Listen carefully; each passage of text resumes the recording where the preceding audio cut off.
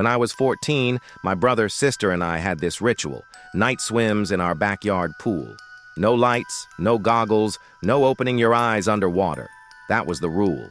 It made the game of hide and seek feel dangerous and exciting, like we were tempting the dark. But one night, I broke the rule. I waited until they weren't looking, slipped on a pair of goggles, and dove into the deep end. 8 feet down, the water was black, heavy, and cold. As my vision adjusted, I saw her, my sister, or what I thought was my sister. She was sitting cross-legged at the bottom of the pool, hair floating like seaweed around her face. Perfectly still, peaceful, too peaceful. I hovered above her, confused. She didn't move. I surfaced, took a breath, then looked down again.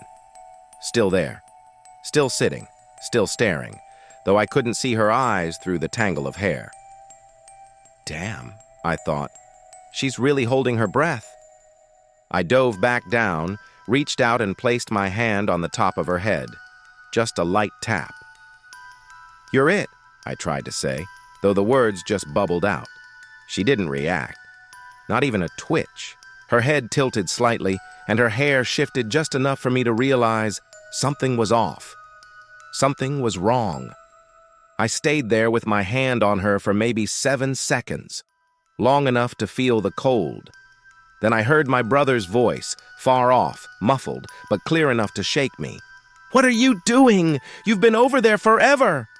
I turned, startled. He was standing in the shallow end with my sister beside him. She laughed. "Are you gonna play or just keep going underwater?" I looked back down. The thing was still there, cross-legged. Still, waiting. I didn't breathe. I didn't think. I screamed, "Get out of the pool!" I scrambled to the edge, flipped on the pool lights. The water lit up in a pale blue glow, and the deep end was empty. Nothing was there. We never swam at night again, and to this day, none of us talk about the girl sitting at the bottom of the pool because we all saw her and she wasn't any of us. Okay. So this story is loosely based on an actual event that happened when I was 14. The rest is, of course, fiction. But the scariest part is that the pool in my story actually did have a diving board, and the deepest part was about 8 feet. Also, as I was writing this story, I realized how many plot holes there are, which just goes to show you that if you want to make a good horror story, leave it open to interpretation. Anyways, I hope you enjoyed this video, and if you want more, please follow. I also post original music. So yeah, thanks. Bye.